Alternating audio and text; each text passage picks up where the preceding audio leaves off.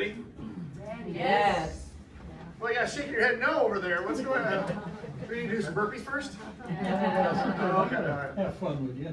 All right. So, the title of tonight is Bamboozled. I know it's kind of a weird word, weird name for it, but bamboozled means to be tricked, to be lied to be deceived. And so we've all been bamboozled. And so we're going to break that down tonight of what that means when we talk about our health. We've been misled in so many ways.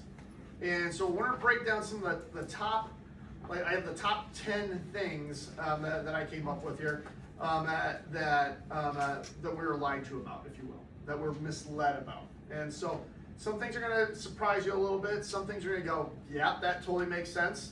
But you're going to, some things might challenge you a little bit here too. So that's what it's all about. We're all about being bamboozled. And you guys been to a magic show before, or magicians? They're fun to watch, it's kind of interesting.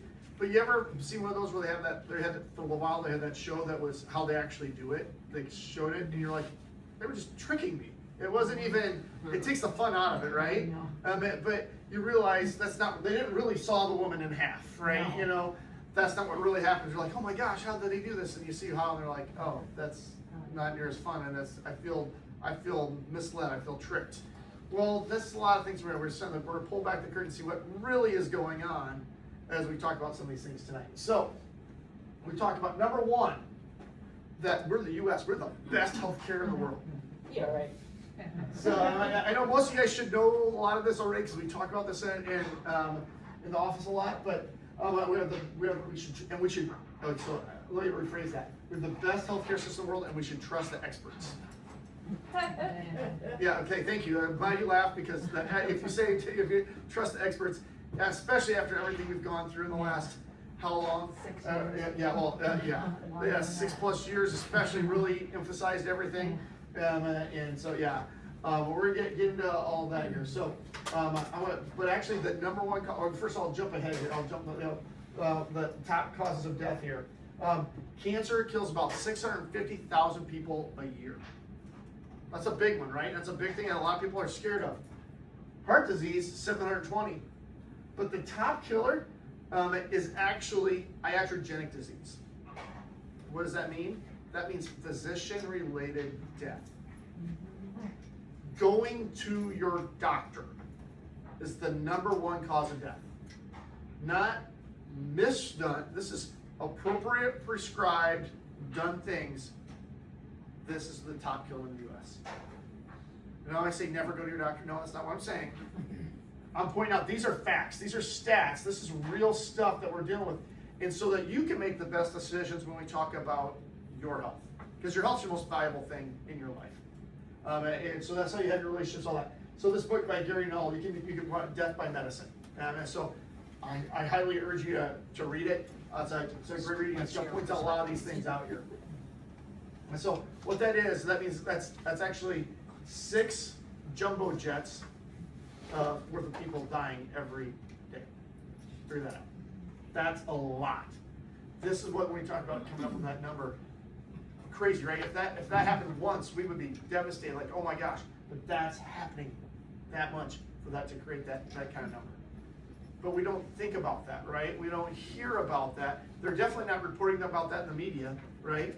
And so these are the things that we're looking at. So can we really trust what we've been told? And that's part of the question. Is we need to question things. We need to ask ourselves. We need to do our own research. And please, please, please, don't just take my word for it. I want you to do the research yourself. I want you to ask. And we're going to give you resources, things you can look up things yourself too. But you got to look at yourself. Don't just say, because the experts said so. What makes them an expert? You'd be surprised. A lot of them have less information than what you're working with. And a pocket full of money. Thus the back wall with all the money, and then you see where you follow the money. We're gonna get to that here too a little bit. So we get into that. So here's another one here. So I'll read it. The fact that millions of people share the same voices does not make these voices true virtues. The fact that they share so many errors does not make the errors to be truths. And the fact that millions of people share the same share the same form of mental pathology does not make these people sane. Does that make sense? It's really bringing up, just because all these people said this, and because all these people believe this, doesn't make it right or true. Does that make sense when we say that? And this, we saw this happen here, obviously, with COVID and all that. So we saw a lot of that, right? And everybody, because this person said this, well, then we all this, and then we all believe this, and then so many people still have their identity is placed in that, because I'm a good person and I do the right thing, right? Because we all want to be a good person. We all want to do the right thing, but then it's become this big thing where they can't even see or hear anything else.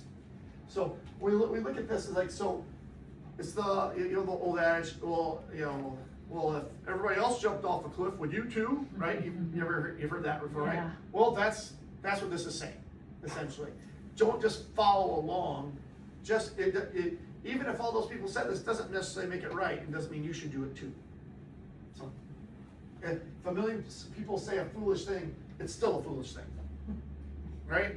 That doesn't change it. Just because more people were with it. So here's my second one. Because it was FDA approved, that means it's safe. Right? Yeah, you guys are giggling a little bit already. So, gotta remember, every drug that's been recalled, everything that's ever been recalled was approved. So think about that for a second, right? It was approved. Pfizer was fined $2.3 billion for illegal off-market drug use, for marketing that, for what it wasn't supposed to be, what it wasn't approved for, where they were giving kickbacks to doctors, and taking on lavish trips, things like that. I mean, you've heard of stuff like that before, right?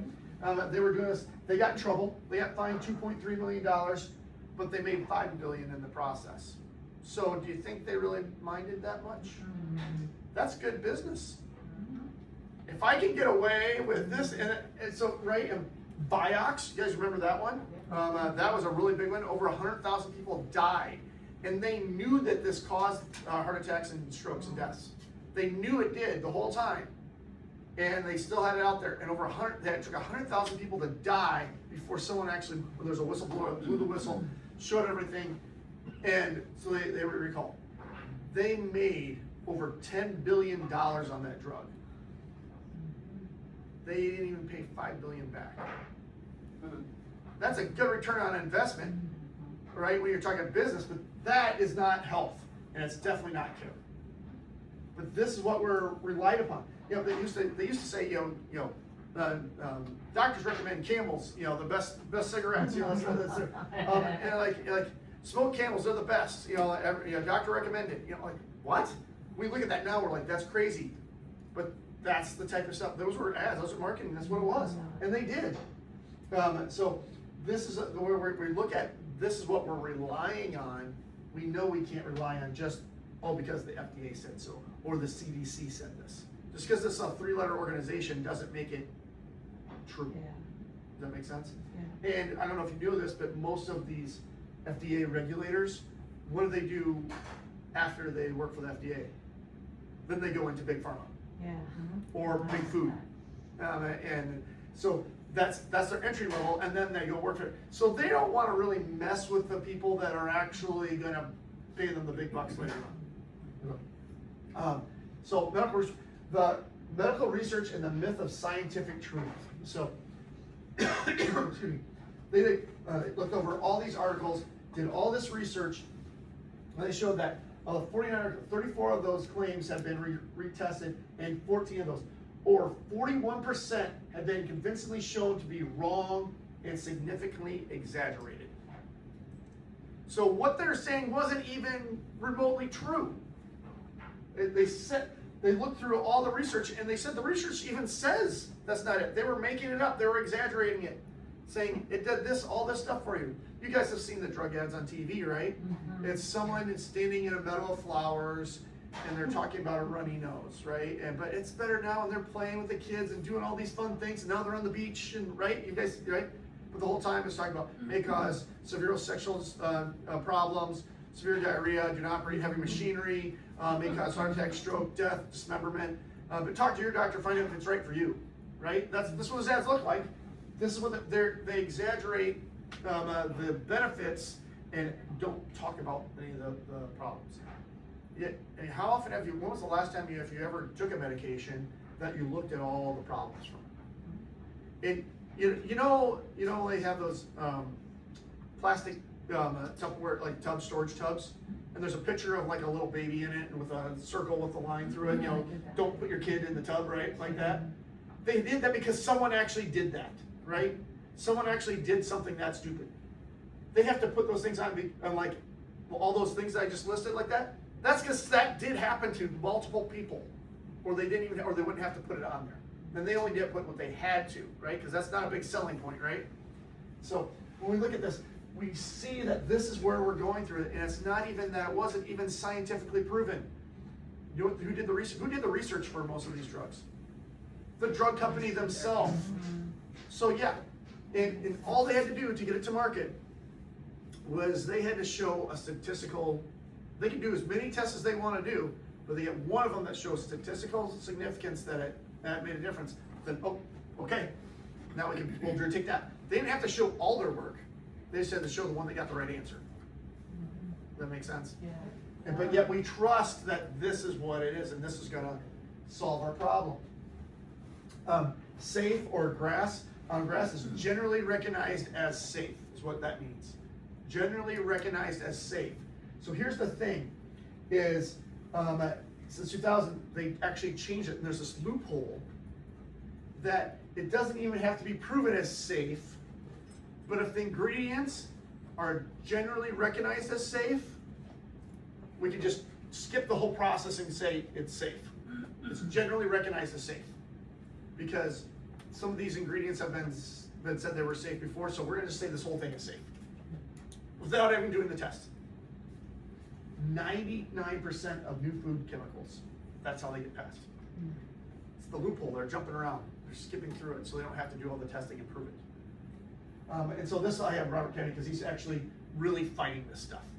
He's actually standing, I know he's getting blasted a lot of times in the media and stuff like that, but I've actually met the guy, I've shook his hand.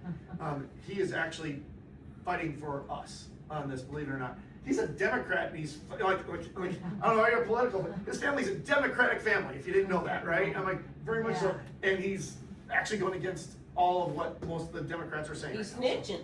Yeah, they don't like that. They don't like that, right? So, but that generally recognized as safe. It's not even, hasn't even been tested. And this is what we're doing. He's saying, like, we can't be doing that. So, I don't know if you guys knew this, but you're supposed to be getting, you've heard of, you have 5 servings of fruits and vegetables per day. Do you know that like 1 out of 10 people actually get that? Yeah.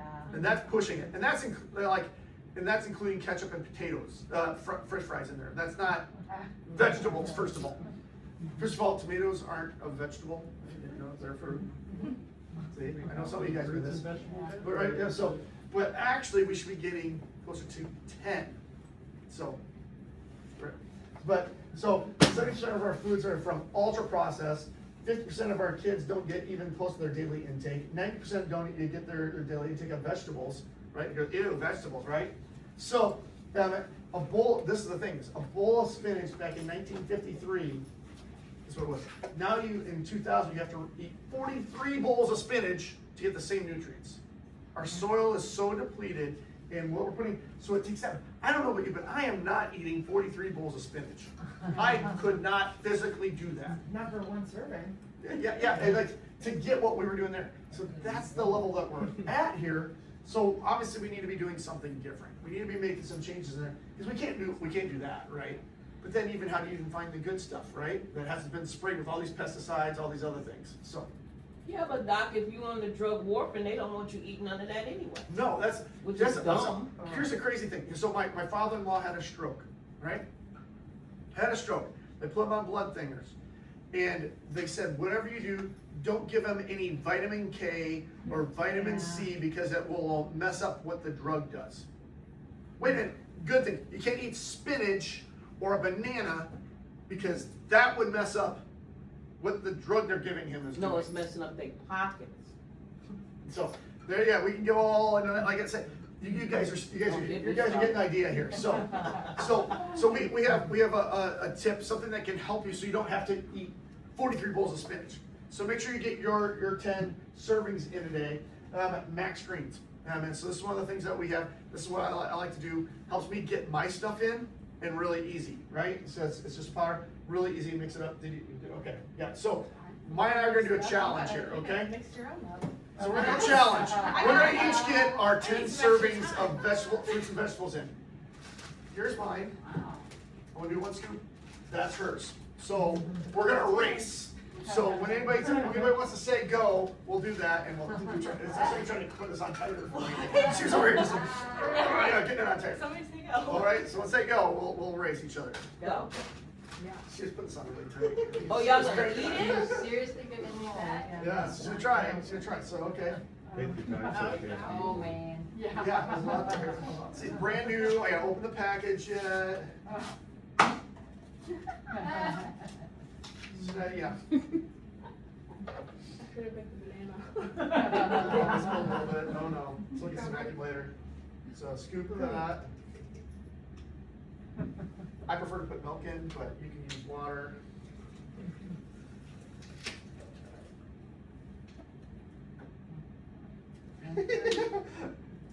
This is the fun part, see? You get to see her, maybe take a cucumber or some of that spinach. Maybe do some of the spinach next, right? Or maybe some of that celery. It's gonna be at least 1 serving, right? Half an hour. See, I haven't even started yet, and she's already old.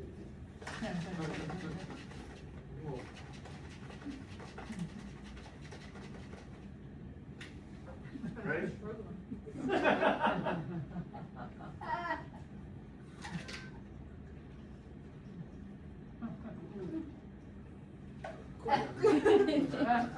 Not quite done, but yeah. Getting there.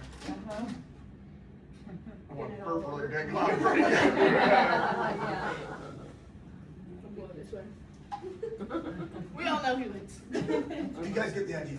Yeah. So, what's easier in your life, right? That's my point. We try to make things easier, things that you can actually do, things that actually can help you with that. So, this is loaded with that. So this gets your full 10 servings in just by what I just did right there. Awesome, right? Make your life a lot easier. Not that you have to do that every day. This is just an option, something that you can do, help you get that in, especially when you struggle on that. The kids, getting that in for them, right? So that works really good. You can put it in yogurt too, and mix it up like that. And it's chocolate flavored, so it's actually a treat. At the end of the day, you can give that, that's things like that. So there's lots of different ways to do it. It'll really help you out. Sorry, I feel like I got burp now after drinking all that milk. So, anyway, you don't have to slam it down like I just did, but one of the things. So number 3, this is, believe it or not, you go to your doctor, pregnancy is a disease. This is a condition, right? This is how they look at you. You have a problem, you are not normal. And you're not pregnant anyway, but that would be a problem, and that would be when I'm talking to you, yes, but you are normal. Yeah, but we look at this, and so get this, like you've heard, we talked about this before, but mortality right now. Infants are 78% more likely to die in the U.S. than those in similar countries. So we're talking about the top 40 industrialized nations in the world. When it comes to healthcare, the U.S. we're 37. We're 37 out of the top 40 countries in the world. So chronic conditions, nearly half of children that have pediatric just have chronic conditions. Chronic, not just fluid. So we're actually trading, we'll get into a little bit, trading a lot of these minor issues for major issues later on. And they're gonna last their whole life, kind of thing. So this is our little tool as we look through a lot of these things. Hey, is this the right thing for me? Is this the right thing to do? So we're gonna look at what are the benefits of this? What are the benefits of doing this, taking this, or doing this procedure, whatever it is? What are the risks, right? What are there other things we can do? What is my intuition? What's my body telling me? What am I really, listen to yourself, listen to your heart. What is this something that's right? Is this what I should be doing? And then what if I do nothing? right? So this is your brain. This is your little acronym here, right? Okay, so this is what we look through when we decide, hey, is this the right thing for me, right? So we want to go through those type of things. So this can help you make these decisions when you're talking about your health. Hey, how are you going to go about that? What does that look like? So when we look at these things, so this is just amazing. This is how cool your body is. Your body knows what to do every single minute of every single day.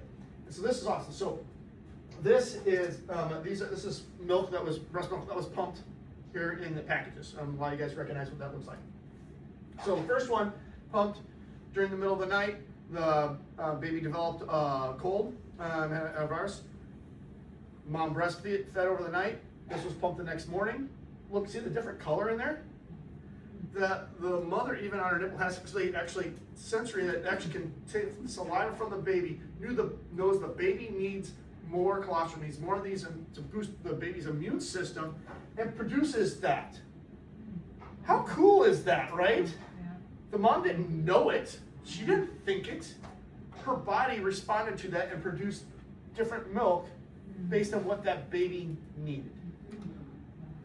How cool is that? Your body knows what to do and is made perfect all the time. But yet, Bill Gates, I'm going to trash him, sorry, because Yeah. you might know a lot about computers, but he doesn't know jack squat about health. No. All right, he actually created this this fake formula, this fake milk for kids, and he wanted to try and give this to newborns instead, and said actually that it's much better for you than breast milk. Ew. No, nothing's better for a baby than breast milk. That's what they're meant to have. That's what they're meant to eat. That's what they're supposed to do. This is also the guy that's famous for, I don't know if you guys have seen it before, right? His speech on stage, where, hey, if we do a good job with vaccines and we do a good job with these other healthcare things, we can decrease the population of the world by 15%. You guys have seen him say that, right? Yeah. This is the guy that's actively trying to kill us. That's literally what he said. He's trying to decrease the population of the world. Why would we listen to anything he says when it comes to health? He is not a doctor. He is not but yet he's leading the charge in so many things. Obviously not the guy to listen to when it comes to that.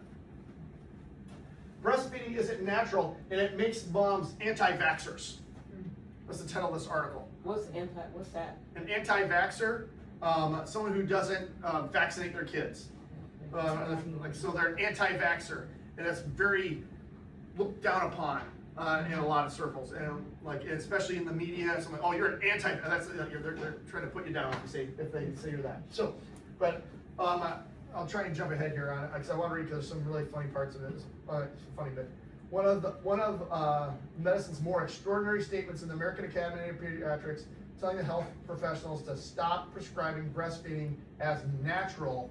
It could lead parents down the path of alternate medicine, homeschooling, and become anti-vaxxers. Well, first off, you can't prescribe breast milk because we produce it naturally. But What are the they doctors talking are about? saying, no, you shouldn't be doing that. That's not good for your baby. Oh my What? God. Right? If doing what is natural is the best case for breastfeeding, how can we expect mothers to ignore the powerful worldview when making choices about other health practices like vaccination? So if you can think for yourself, that creates a problem, and now you might not do what we want you to do here later on.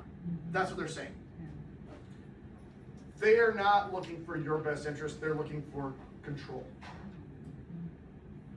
I had a lady today, matter of fact, she just had her baby and she had a helper helping her. So she had a bottle in her diaper bag, and then she took the bottle out of the diaper bag and tried to give it to the baby. The baby didn't want it. And I said, is that breast milk in the bottle? She said, no, it's formula. I said, are you breastfeeding? She said, yeah. I said, well, no wonder you don't want that bottle, because that ain't the same. Yeah. And he's And only again, like 3-4 months old. 100%. And please don't take anything I say as I'm trashing somebody or beating you up, no matter what It's your the choices truth. have been in the past, whatever it is, that it is what it is. Our whole point is trying to point out what are the things that we've been lied to, right? And so we talked about formula. Formula is basically all sugar. That's all it is. those little puffs that they say to give the kids, it's just sugar. And this creates a lot of these other issues down the road. There's a lot of better options, a lot of better things that you could do. There's times where you can't, where the woman cannot produce enough. There's actually banks of and people will sell it, people will give it to you, like other like that. Some people will produce extra, but there's also a lot of other ways. I even have a recipe how to create a formula, or not formula, but the closest thing that we can come up to with breast milk that we make. That's what we did with my daughter, because my wife wasn't producing enough towards the end. And my wife's breastfed both my kids for over a year. That's a normal thing. That's a normal, natural thing. Here, moving on to number 4. Menopause is a disease, and the solution is hormone replacement. Menopause is a really big thing right now, right? You guys, this is the big thing. Perimenopause, they talk about menopause. This is what you hear a ton about right now, right? And so this is what they recommend. Hormone replacement therapy. You know what that is? What they get? Permanent. Was that? Pregnant mare's urine. That's what it is. They literally take the pee of a pregnant horse and they give it to you. And that's supposed to help you with your problems, with your hormones. Okay, so I have a question. If it's a disease and if it's contagious, if I touch It's it, not contagious. Don't give me menopause. Well, please, if I please. touch him, will he go into menopause? That would be good. That'd be Make it make sense. Yeah, make it make sense, please, right? That's how dumb some of these things are, right? Don't get me started on all the stuff that we heard during COVID. Some of the really crazy stuff that we heard. Yeah. You should see the picture that Maya had when we were in the airport of one lady. She had the whole hazmat suit on, the thing, and the bucket. And it was like, really, lady, what are you doing at this point? What? And it was pink. And it was bright pink the whole time. And so yeah, it was hilarious. It's like, and you're flying on a plane, right? Where we're all breathing the exact same air. And yeah, right. Yeah. Anyway, but yet you can smell the person that farted next to you. Right? Exactly. So anyway, so this is what they're prescribing is hormone replacement therapy.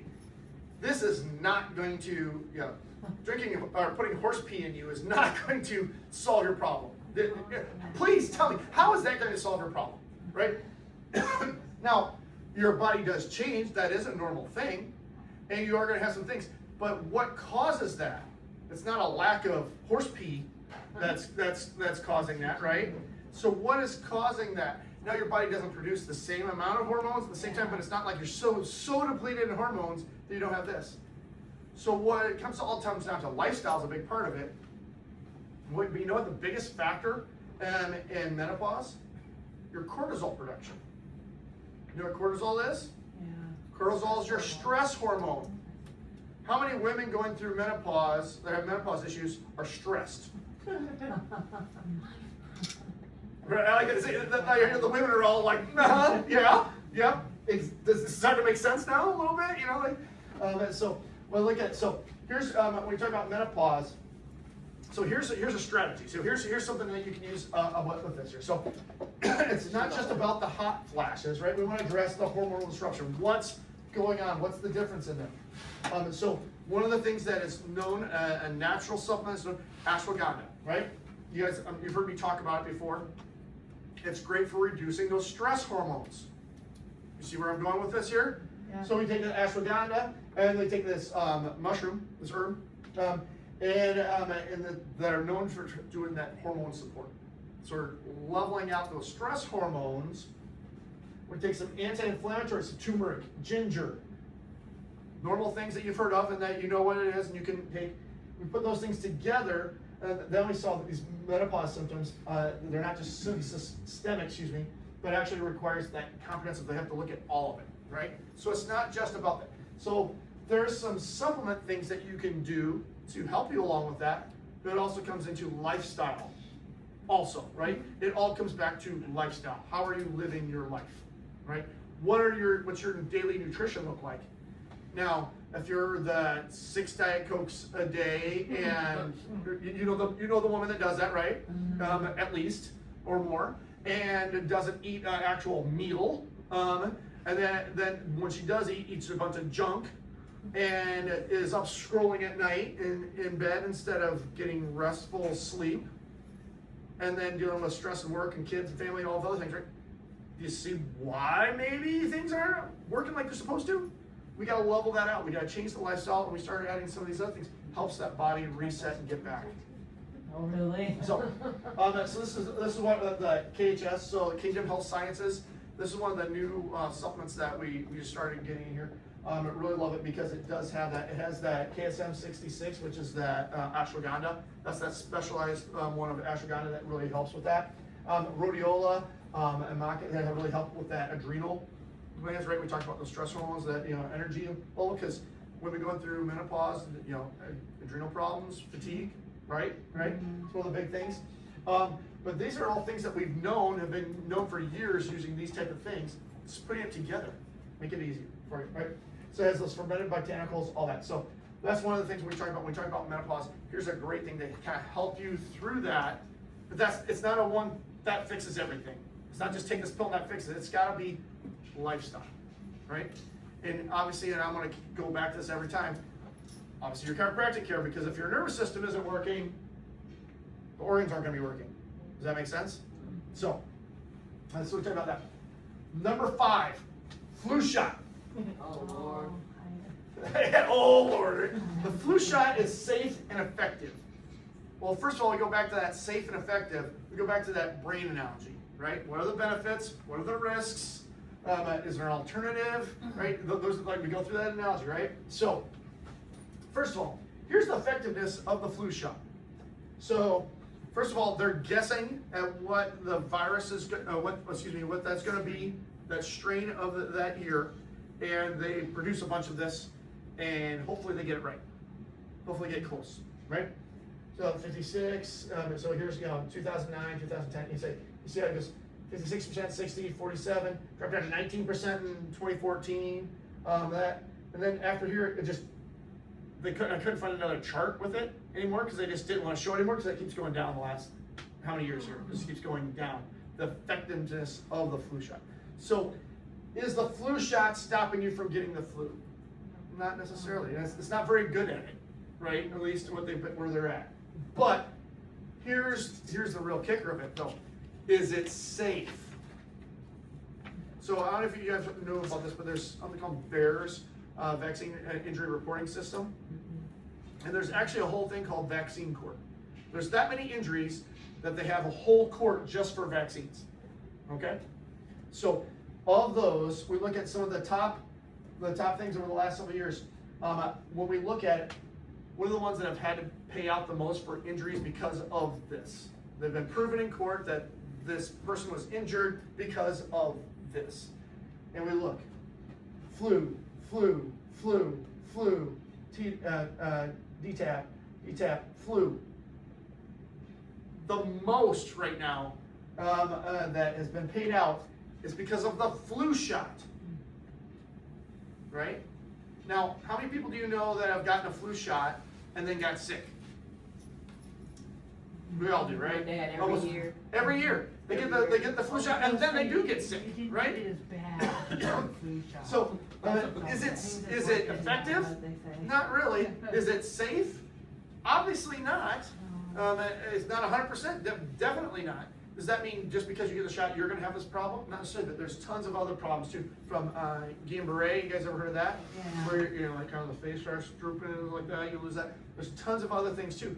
This is just some of the things. Yeah, we talked about, okay, so this flu one was tachycardia, so your heart, a stroke, death, dermatitis, another dermatomyositis, Guillain-Barré. So those are some of the top things that were proved in court that it caused that.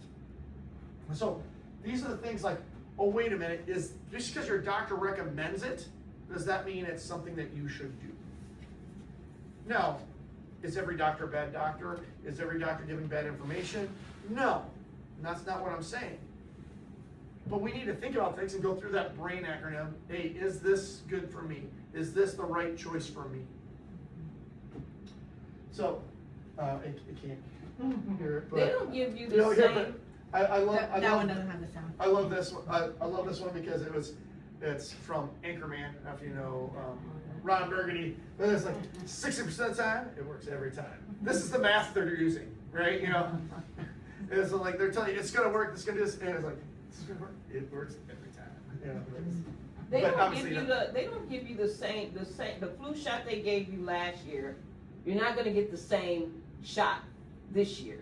no. Right. Because The my TB dad is invertex like is my different. dad is getting sicker and sicker every time he gets a flu shot. I'm like, why Why do you keep doing this, why right? keep doing it? He's getting the last shot he got last year. He ended up in the hospital from the flu shot. And this is, I'm going to talk about vaccines a little bit here too. And this is not meant to be a vaccine talk or a shot talk. That's not what I'm trying to do tonight here. I'm happy to get into that and talk about that with you guys sometime. Not fully on tonight, but again, what's your first layer of defense when it comes to keeping your body safe from a bacteria or virus? It's your skin, right? Well, we break that and inject something directly inside. So already we're stopping that first layer.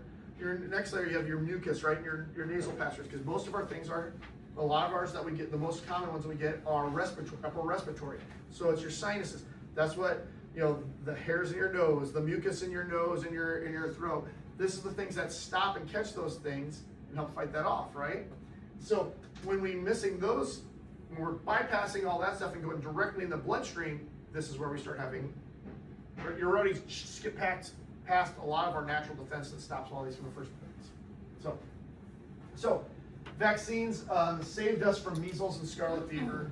I'm gonna even throw polio in there. I have polio on this chart, but that's the one that everybody hears about when we talk about vaccines. So I'm just gonna prove this. I can show this over and over and over again. So here's where in 1900, here's where all these things were, right? And so we'll start with measles. So measles in the green. So here it is every year how it was reported through all that time. Oh, here's the measles vaccine. They introduced the measles vaccine here. We don't see measles anymore because of the vaccine? Did the vaccine stop measles? No, it's down to nothing already before it ever got there, right? Okay, let's look at a different one. Let's look at whooping cough, right? All right, so that's whooping cough is the orange. My same trend. Here's whooping cough vaccine.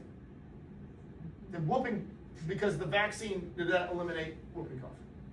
No. It's the same thing over and over and over again. I'll use, because polio is a big one that people talk about when they always throw out right away. Because you know someone with polio. No, I mean, older people may know somebody that had polio back in the day, but we don't hear or see anybody with polio now. It's essentially been wiped out worldwide. Do you know how many countries are vaccinated against polio? 3. Do not tell me that because three countries had a promoted this vaccine that completely wiped out worldwide. That math doesn't work either, right? And so that's not how it worked. It was already done. You know why most of these things declined? We actually started creating sanitation and clean water. Instead of having the sewer run through the street, now we have that. We have clean drinking water. We have this. These are the things that have changed us, why we don't see these things anymore. That was the biggest factor in all this. We've changed our lifestyle. We've changed how we live and what we're living in, right? We actually, most of us bathe on a regular basis, daily basis, hopefully. Like I said, most of us, right? I know if you haven't, I gotta adjust you, so I don't know. What are the three countries that vaccinate? What's that? What are the three The countries U that vaccinate? for polio that did, the US, the UK, and who was Maybe that one? Australia? I don't think it was Australia. I'm trying to think who Hold the, up. look it up, but yeah, there's only 3 that did. And so, it's the US, the UK, and I can't remember who the other one was, but, sorry.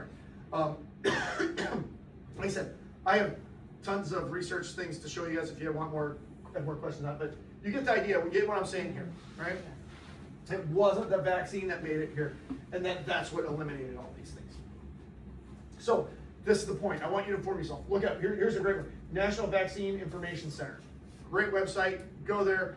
Tons and tons of information if you want to know about vaccines, right? Check this out, look into it. Do your research. Here's a great book here too. what your doctor may not tell you about children's vaccines, right? They'll tell you what they're going to tell you, but what aren't they telling you? You want to know that too, right? Again, brain acronym, right? Is this right for me, right? So you got to have all the information. You can't just listen to what one person says. You got to hear what other people say too, right? When you're making a good decision. And that's what it's all about. It's how you make a decision. Now, with some of these things, I'm going to tell you, when looking up these, if you just Google it, you're not going to find the same thing. Yeah, I have to, a lot of times I have to look on like DuckDuckGo and some other search engines, Yeah. because believe me, it's all pushed away on purpose. And it's pushed in a certain direction on purpose. One thing, if you want to ask your doctor when you're talking about, since we're talking about childhood vaccines, ask your doctor how much they bonused that year. Oh. I can show you. Look at Blue Cross Blue Shield. We can look at. They bonus doctors, these pediatricians, on what percentage of their patient base is fully vaccinated. But I think what we all. If it's 60%, they get this. If it's 80%, they get this. If it's 100%, they get this. Where it could actually be double their normal salary. So this is why if I say, no, I don't want to vaccinate my kids, or I want to alter the schedule, or I want to do this, they say, you need to go to a different doctor. Because it's going to affect their bonus. It's going to affect their pay. And that's their right to do that. But that's why they would kick you out of their office. It's not that they necessarily think you're a horrible person or something like that. It's affecting what they make. I don't know about you, but I don't like taking pay cuts. They got a pay cut. They're not going to take a pay cut with it. They want a bonus. That's how that works. So, sorry, I cut you off. No, what I'm saying is you don't have doctors anymore that work for themselves. So they're working for a company. So they have to do what the company says. Yeah. So that is the biggest problem in the whole medical system right now. Get this too. So COVID, when all that was happening, one of my a friend I know, she worked in she's a pediatrician in a local office here, and they were divided right down the hallway on a lot of these issues about this. And it wasn't based on what you thought it was. It was a political divide. What we're talking about tonight, this is not political. I'm not being political about this. We're talking about facts, right? And that's what was divided completely down political lines, is how they were, what But they were doing. money's driving it too. Exactly. And that's why we have, like, who's paying for all this, right? Who's getting all this? So you gotta inform yourself. So again, trying to finish up on the vaccine portion. So vaccinated versus unvaccinated. Like I said, this one I had to look up because they don't want this out there, right? So they found out that kids that were, when you talk about fully vaccinated versus unvaccinated, and they haven't done a whole lot of studies on this because they don't want to see this in it. Another great one is Amish community. Most of these diseases do not exist in the Amish community because they don't vaccinate. But they don't like to compare that because that's right? So It would also not be because they don't actually interact much. I didn't with- say it's small groups. Yeah. they are a small group, but a lot of them are still, depends on where you're at and what group you're around or whatever like that. Yeah. But- When you're looking at the Amish groups and the Mennonites and then certain sects out in like Utah and whatnot, they relatively keep to themselves. To state that it's lower there simply because they're not as exposed to what would potentially be out in the general public, where you see a lot more people that are traveling between interstates, continents, countries, where then you might have a higher risk of exposure rather than they would. If you're saying, say, like something like, say, New York City versus that, yeah, there's definitely going to be a big difference when you talk about those two different things like that. And globally, I mean, you can say the same thing for the pockets of indigenous people around the world. They don't have those viruses there. Well, why is that? Because they're not communicating with anyone else. Yeah, to some degree, yes, I agree 100% with you. But they don't eat that's- junk food like we do either. Well, I would say There's a whole lot of factors I in would all this. argue yet again and say it's to a large degree, not a small degree, because then we look at when we came over here to North America, or when people came over here and polio, smallpox, blankets, and things that ran rampant and destroyed those populations. Those weren't here before simply because those people weren't exposed to other people or other nations where those things naturally thrive. Brought over here, now they naturally thrive, and then they wipe out that indigenous population. So Same thing with the, like I said, the Mennonites and the Amish. They're secluded. They hardly ever make the trek into the towns. They hardly try to interact with other people outside of their own. And so therefore, that is the largest factor as to why they don't see those things. You have a very valid argument there on some of that. It depends on which ones you're talking about too and which area. The ones that are around here, not the case. They're very much interactive and people, I have come into my office doing all stuff like that everywhere too. Now it depends on which area you're at. You might be more secluded. You have a valued argument to look into that. Yes, yeah, definitely. And then you look at those smaller communities like the ones in Utah, and you're like, okay, well, they may be interacting with their local communities, but how many of those people are actually intercontinental travelers from in Utah or the flyover states, right? They're not. They're local for the majority. A lot of people that are in Iowa stay in Iowa. A lot of people that are in Utah stay in Utah.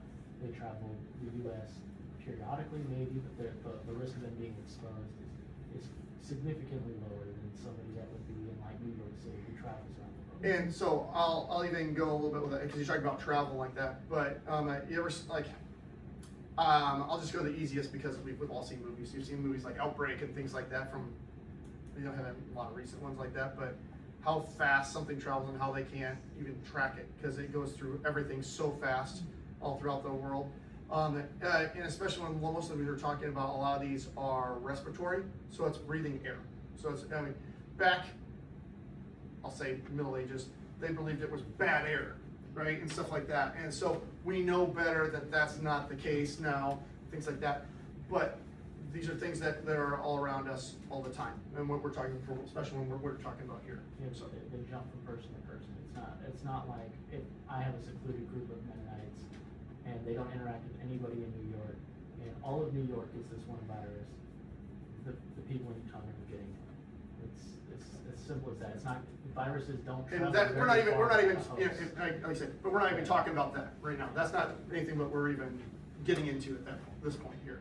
We're not even mentioning that part of it. But here's what we're getting back into here. So we took the vaccinated versus unvaccinated. So you have allergic rhinitis. Of the vaccinated, 10% of them were having that versus 0.4 for the unvaccinated. We get to other allergies, 22 versus 6.9. Eczema, 5.9 or 9.5 versus 3.6. So you can see there's a big, huge difference when we talk about this, especially when we're talking about across the U.S. That's a big, big difference.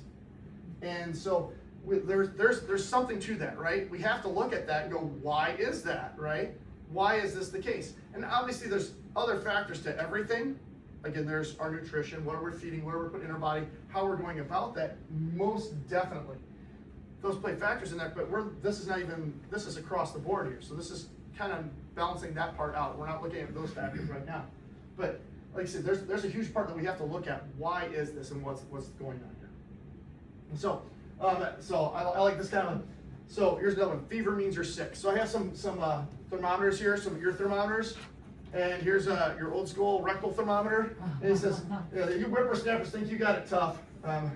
Gather around. Let me tell you where I've been." Right? Like so. You see, we all had that fever. You felt like garbage, right? You felt like crap. You know, Homer Simpson there, just dying. You felt like death, right? Is a fever bad for you? Does a fever mean you're sick? No. You're supposed to have a fever. It's your body doing the right thing.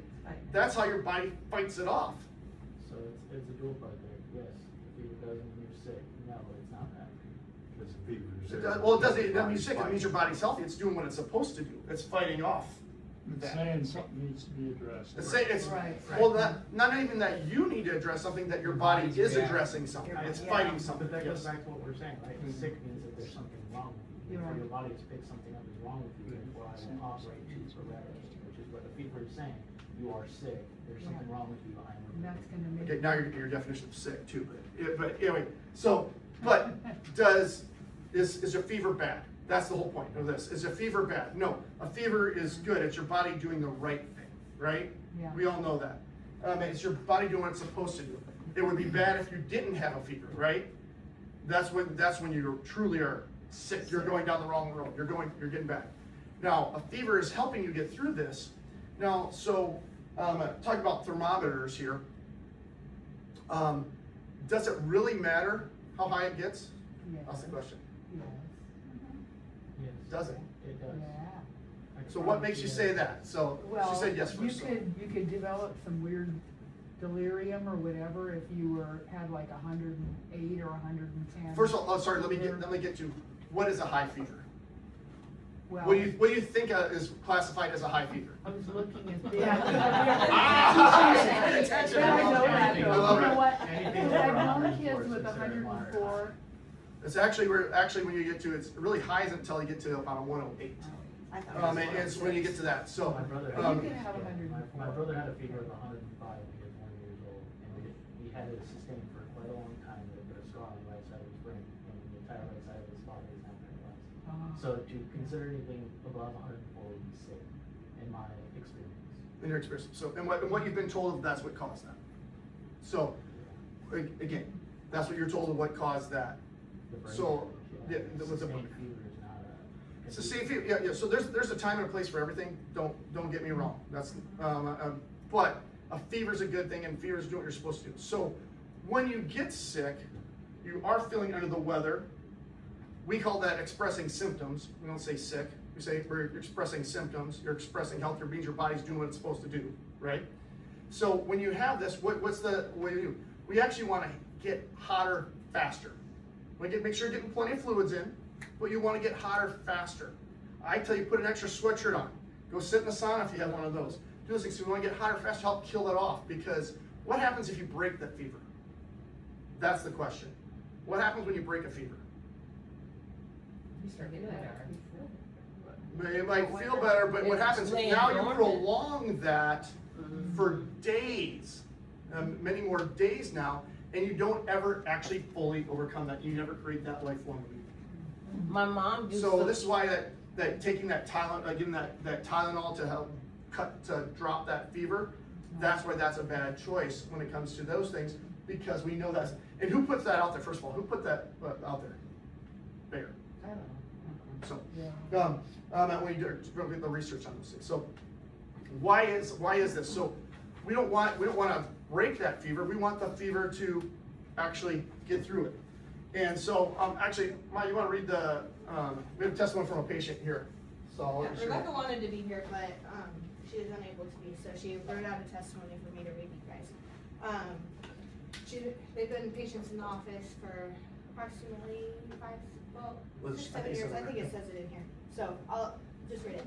My daughter is now almost 12 years old. When she was little, we often used Tylenol to reduce fevers as she had frequent ear infections. She is a granddaughter of 2 nurses. They always recommended treating any fever right away. The need for medicine reduced greatly when she began chiropractic care with Dr. Dietz because her immune system was improving and being strengthened. I had heard in the office that a fever is a normal immune system response and that the medicine masked it, which often made the illness last longer. At first, I did not need to test this out, but saw around me and family and friends how quickly they turned to fever-reducing meds, while that often same fever illness seemed to last for days and days. That is until December of 2022 when my daughter was 8 years old. She had developed some symptoms on a Saturday morning while at a family event, including a fever of 100 degrees. Not a terrible fever, but she was not feeling well at all, so we went home. Got her all comfy with nearby fluids. I decided I would try to let her fever take its course, but I was nervous. I felt like I was going against all advice most of those close to me would give. I started a note on my phone and planned to take her temperature every hour and reported it along with other symptoms, which she showed me the other day. She still had that note on her phone. I wanted to have it all documented, so if her symptoms got too bad that I would know for how long she had them. I knew that as long as she was breathing well and not lethargic, the fever was doing its job, so no fever-reducing medication would be necessary unless things got bad. By Saturday afternoon, her fever rose to over 101, but after she took a good nap, early evening, it was back to 100. Then that evening is when it really started to escalate. I doubted my choice a little bit because I had hoped that it would have gone back down after most of the day spent resting, but I continued to monitor her. In between chunks of sleep overnight, the fever rose to 102.5 and stayed between 101.9 and 102.5 for most of Sunday morning. She was drinking water, eating small amounts, and resting, enjoying permission to watch all the movies. I was feeling more comfortable that the fever was not getting any higher and that her other symptoms were leveling off. By Sunday, on late afternoon, the fever got back down to 101 and she began to feel okay enough to sit up and play with some of her toys rather than lying still as before. By bedtime, it was 100 degrees within, less than 36 hours from when she first started showing symptoms. I was relieved that she was improving all the way around, her symptoms, the fever, and she was almost back to feeling like herself again. I also felt so encouraged and confident as a mom. I didn't feel chained to medicine to provide her relief from her fever. Her body knew what to do and fought off whatever germs she was carrying around. It was exciting to have this experiment go so positively, and that what I was being told by this community at Discover Health was true. This experience has helped forge ahead our journey with chiropractic and other healthy ways to care for our family. It has grown my confidence to question what we have been told about health and modern medicine. Fortunately, my daughter has not had a fever since that December, almost 4 years ago. I feel so powerful knowing that if it were to happen again, I know exactly what to do. Let her body rest and give it the time and space to do what it was designed to do and to fight off the illness. I feel empowered as a mother and knowing that the fever is not a bad thing. Oh, Thank you. I remember my mom used to always say, eat that soup, don't let it get cold.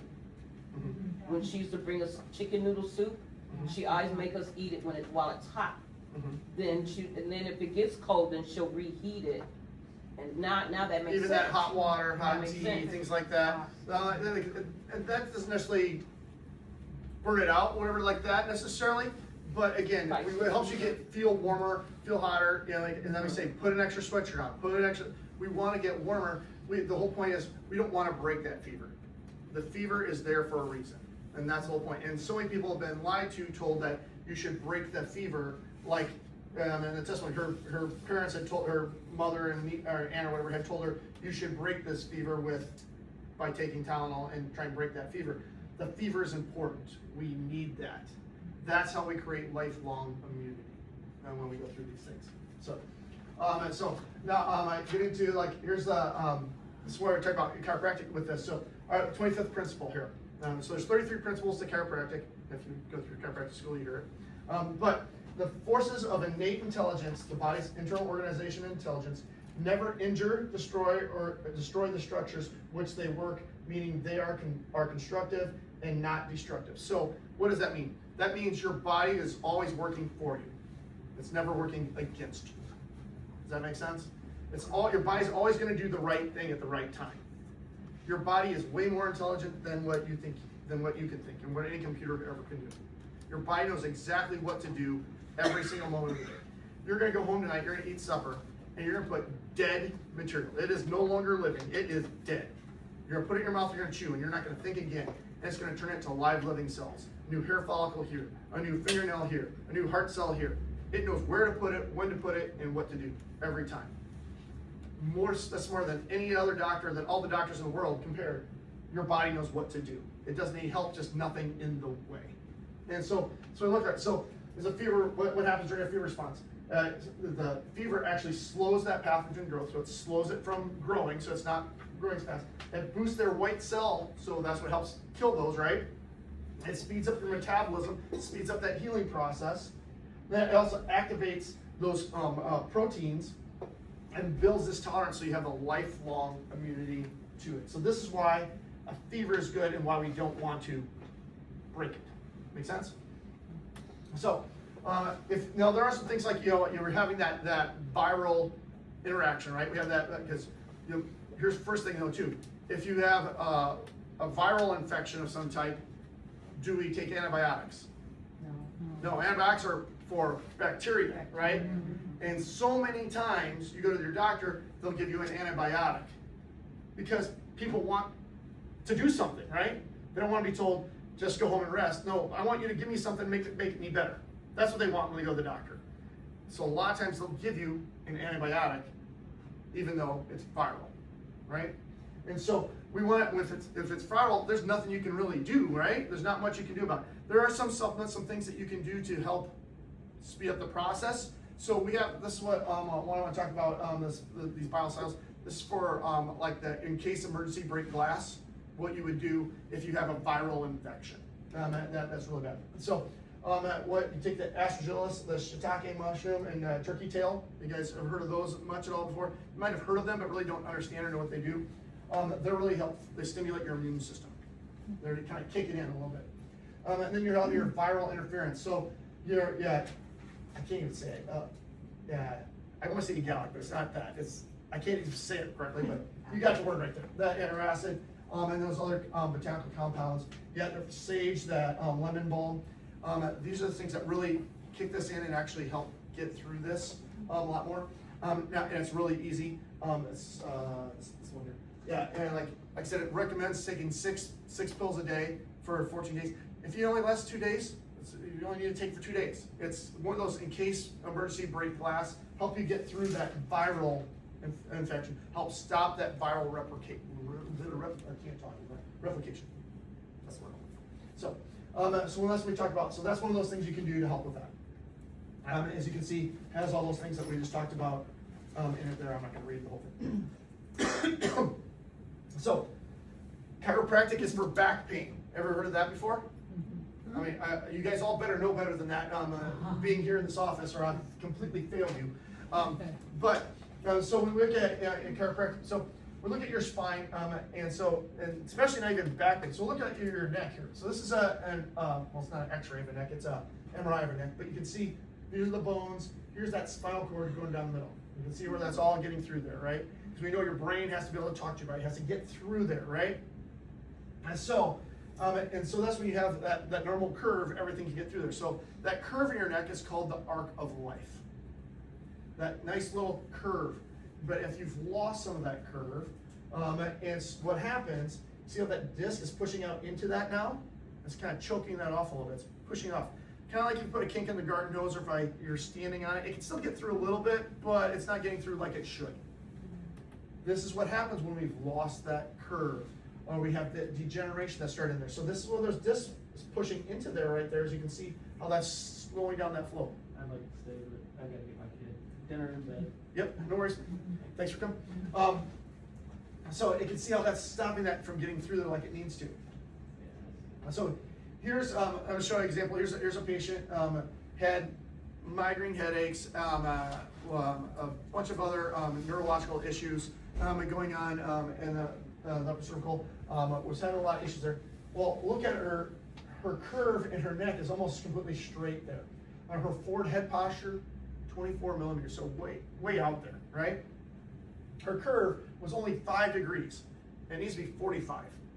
So you see, just like I was showing you over here, this is what's going on in here. But we can't see that like that, right? And we can't, unless we do an MRI, we can't see that. But again, they're not, if you go get an MRI, are they looking at the alignment? Are they looking at, no, that's not what they're looking for. That's not what they're looking at. Well, here's after 90 days of care, went from 5 degrees to 15 degrees. That forward head posture went from 24 to 0. This is why we do corrective care in this office. And less than 5% of all chiropractors even do corrective care. But this is why this is so important. And this is why I'm always on you guys about home care, right? I can adjust you, but you still got to do the work.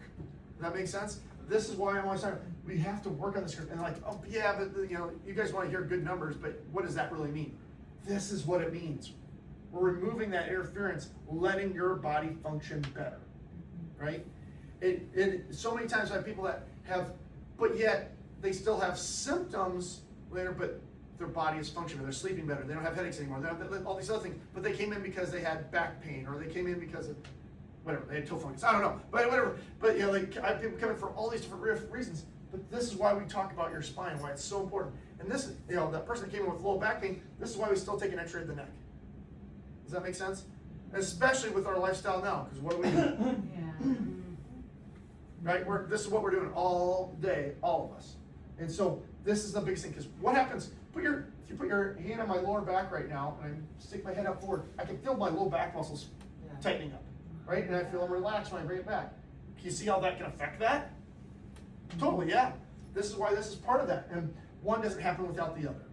Again, it all has to work together. And so, life expectancy in patients with degenerative cervical myopathy. I can't talk anymore. My tongue's gone for the day.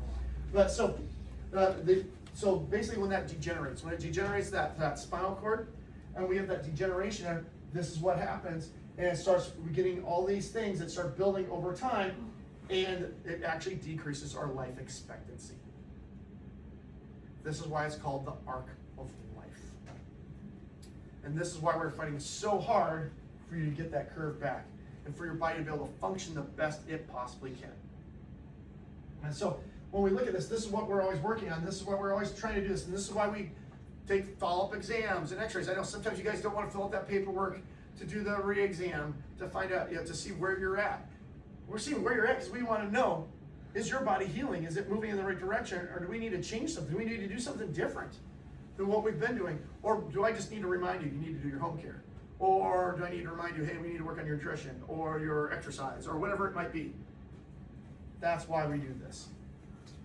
So, so I have this little video I'm going to show here in a second. And this is a, I'll just let it speak for itself for a second here.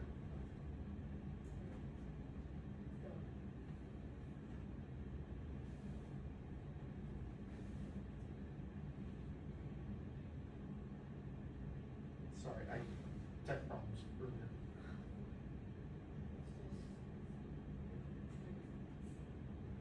Everything went black. So I'll give you a little pre-frame of it. It's a gentleman going down an escalator. This is in Boston. He was going down an escalator in Boston. A man caught at the bottom of a moving escalator at a busy T station, and it took more than 20 minutes before any help arrived. It happened in late February here at the Davis station in Somerville. Video the NBC10 investigators obtained shows Stephen McCluskey getting onto the escalator here at about 5 in the morning. At the bottom of the escalator, he then stumbles and falls. The 40-year-old's clothes were pulled inside the escalator, which prevented him from getting up. The video then shows a procession of T-riders taking the steps and walking by Stephen. Some of them briefly stop and appear like they try to help. Others walk by with even barely a glance. It wasn't until 22 minutes later that you see a T employee appear in the frame and walk up and hit the emergency stop button. When first responders arrived, they found Stephen had no pulse. His clothing had been pulled so tight that it was cutting off the airway in his throat, and it ended up taking roughly a half an hour before they were able to free him from the escalator and take him out to an ambulance on a stretcher. Stephen's sister... That's fine. I think you guys get the idea here. That he was actually choked to death essentially by his own clothing because it got caught on there. But the problem was how many people walked by. He was suffering, he was dying in the moment, and no one did anything. That's a big problem in our country right now. We agree that people don't care enough and take care of others enough. This is what it's all about. How many people do you know that haven't had their spine checked? That haven't gotten an x-ray of their spine? What is okay with you? That stuff's not okay with me. That's what's not okay. And this is why we're always asking, who do you know? Hey, where do you work? Can we come and do a talk at your business? We'll do a lunch and learn. I'll bring lunch. This is why we ask these things. Because that's the type of stuff that someone is going by that you don't know what's going on yet because you just might not be part of their life. But that's what can be happening in the process. That's what's not okay. And so that's why you have that little phone there. Because you have, in your phone, you have your contacts, your favorite people, right? You have your favorite people, the people that you care about the most are right there in that front of your screen. Have they been checked? I'm not talking about being under care in my office. That's not, I don't care if they live here, I don't care if they live in Alaska. But have they been checked? Do they know that they're healthy? Do they know that their spine, they have that arc of life? And that's why we're talking about this. That's why we do these workshops. Yes, I want to give you information. Yes, I want to help you move in the right direction, all those things. But if we don't care about the people around us, who are we? So, with that, take a moment to yourself. Think about those things. Who do you know that needs to get checked? We have Family and Friends Day coming up, Family and Friends Week coming up here in September, but you don't have to wait for that. We will allow them to come in anytime. We will make that work. Because if you care about them, we care about them. Does that make sense? So, with that, we do have some raffle prizes for you guys here today. So Doc, those two vitamins up there, are they, These, are they the same or different? these are different. This one is the menopause one. We talked about menopause. So if you don't have menopause issues, not for you. Gary, not for you. You may have That's menopause. like that TV. Gary has Wait, menopause Gary issues does. maybe, but he's not different type of issues. So the the Cyto V, this is that viral one that, like I said, this is in case of emergency, break glass. Everyone should have a bottle of this at home for when you do have that thing. You can take it as needed when you need it. That's what this is for. So two very different things. The Max Greens, you saw me do that. That's just to make sure get your good dose of, your vegetables and greens in a day. So. And it's chocolate flavored. Or you can eat all that. Or you can eat all that stuff and spend a lot of time on the toilet too. So, I'm just saying, if I eat all this, yeah, I'm not gonna be feeling very good. Or, yeah, all right, I got Lily. She doesn't even know. She doesn't even know. No, we'll let her pick one here later. And Betty. Oh. We got her. Pick it up, so. We've got an Element salty cake, salty. Okay, element salts then, here you go. So here's a little water bottle and some element salts there for you. There you go. Can I have the vitamins instead? Those are the options. Zach, I don't think you have what size shirt is this, do you see? I don't know. Okay. I don't know. Look, check if it fits, yeah. Maybe it's baby gap small. That's the goal. That's goal, right? Yeah. We'll wear it at the gym. All right, Tim. Here we go. Give him a can of salts. And then, so my son is, for football, they have to sell cards. So here's a discount card that, you get $10 off at Hy-Vee. Culver's, you may not need to go there. Firehouse, may not need to go there. Texas Roadhouse, they have really good, but yeah. You have a discount there. $10 off at Tyson's, Buffalo Wild Wings. Tons and tons of other places you can go from online stuff, but you have a discount card here that I bought that I'm donating with that, so. And that goes to Ray, but you already left. So, gotta be present to win. Yep. How's that? You stay to the end. Gary, there we go. All right. There we go. There we go. Awesome. Well, thank you so much for coming tonight. Thank you for engaging in your health. And so please take this along, start engaging in this stuff, thinking about these things to use that BRAIN acronym when you decide make your choices. I did have that one more slide, didn't I? It's just, I think you pass it now, but whatever. yeah. I was gonna say real quick, we didn't touch on this, but, literally yesterday, an mRNA vaccine for the flu was passed for ages 50 to 64 for this flu season. So, Moderna is the drug company that made it, which is also the drug company that created the two mRNA COVID vaccinations. But there is information out there. They just released the vaccine insert for it as well. So I know that a lot of you guys are in that group or know people that are in that group. So please, please, please make sure that they at least read the vaccine insert before they choose to get that. So that they're educated and know what choices that they're making. On your guys' little list here, it does have some of like our concerns on it, and then you guys can then do that research for yourself too. But I did want to give this out today because it was given, and then this little graph right here actually walks through in 2021, this was Moderna's revenue, and then it decreased, and this is 2025, so they went from, actually 2022 was their peak, so $19.38 billion that they made, and then in 2025 they only made $1.98 billion. So, man. shareholders need to we get gotta their money do in. something. Crybaby pissy king.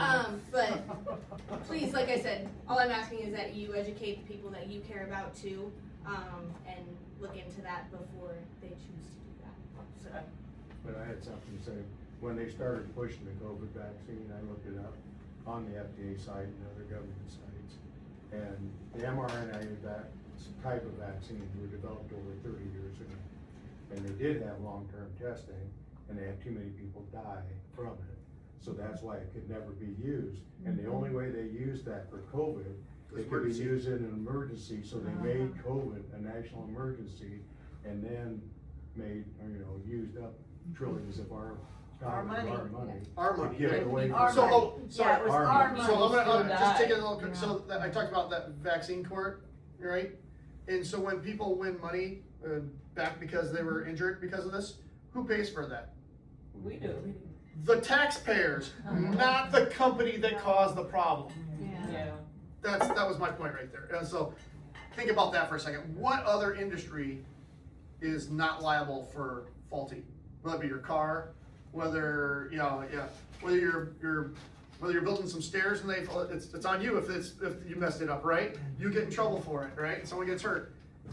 No drug company is responsible for any Vaccine, yep, vaccine. You cannot sue the company sue. for that. Yeah. I would still And the blame doctor, doctors. and the doctor is immune to that too, because he's going by, if he's going by the schedule, he is immune to that. Well, and the thing is, they don't tell the people that are in there that here's some risks. No, they don't. And you make a choice, because I have lots of family and friends that continue to get their vaxes because their doctor says, well, you should. You're high risk or whatever. And it's like, it doesn't matter what I say or what others say, they will listen to their doctor. And if the doctor isn't honest enough or open enough to say, here's maybe the pluses and here's the minuses, now you choose. Yeah, and unfortunately, most don't talk to their patients like that. Yeah. Unfortunately. no. That's how they were supposed to, but most doctors don't talk to their patients like that. They're And following say, company here's the rules. pluses, here's the risks, because everything, there's both, right? I literally was in the doctor's office this last week, and I never go to a doctor's office for anything, but I went because I broke my nose when I was in high school playing football. Deviated septum, my concha inflamed, and I have a spur in there, so I can't breathe through one side of my nose at all, and barely through the other side. So it's over time, over the last 30 plus years, it's gotten harder and harder to breathe. So I'm having trouble breathing at night. I snore, right? So my family doesn't like that. It's getting, so especially staying in hotel rooms together and like that, and like complaining about those things. And it's harder and harder for me to breathe. And so I went in like 8 years ago, saw the same doctor, and he was like, "You're back again for this." And my point is, when I was there, I was asking him, what are the risks? He said, well, obviously I have to sign off that if I do this surgery, do a surgery for it, there's a risk of anytime you do any surgery, which I know, which I don't want to do any surgery because of that. Just one basic, there's a risk, but then went through this other risk. If they do put a hole in my septum, which can happen, 8% of the time, and about 5% of the time, it could create a whistle. I'm like, oh, great. That's a risk that I have to decide, do I want to do this to possibly That's a bonus. have a whistle when I breathe through my nose? Because my family's really going to love that, right? My breathing all the time, I don't want that. And That's so a there's nothing bonus to you fix didn't it. Once have that to happens, pay there's for. nothing to fix it. So I'm like, don't screw up, right? Because that happens too. Well, that They way they screw know how up. to find you. But again, I have to decide, is it worth that risk? And that's on me to make that decision. And I'm just getting to this point where I said no the first time after talking to him, and that was over 8 years ago, but my quality of life has got So now worse. go see what his success rate is. So again, that's those are the what questions we you have to did. ask. Those are the questions you ask, and those are the things. Well, you go and figure, yes, you get Yep. those. And so then you have to know ask what those to things do. and ask those questions because nobody said so and he came highly recommended. So he's the best, right? No one goes to the worst doctor. Everybody goes to the best, right? Everybody says he's the best. You go to the best, you don't go to the worst. No one wants to go to the worst. So why don't you ask him where he would go if he had to have that procedure done? Exactly. And see what he Those says. are great questions, right? Those are what we do before Exactly. we go into surgery. do we still know where COVID came from? Oh, it's been proven it came from the lab, and that's a whole It was that's a whole other lab-made. topic, but it's all from that lab that Yeah. was in It was Wuhan. lab made. but, and And then it that's was been made proven right in and the stuff like United that. States, and And that so, was well, you want to sold. ask me a question, sorry, I should say, I plead the fifth. Yeah, it was made in the United States and it was sold. Yeah, that doesn't say. Yeah. Really, Oh, man, sometimes, yeah. I don't wanna see that guy.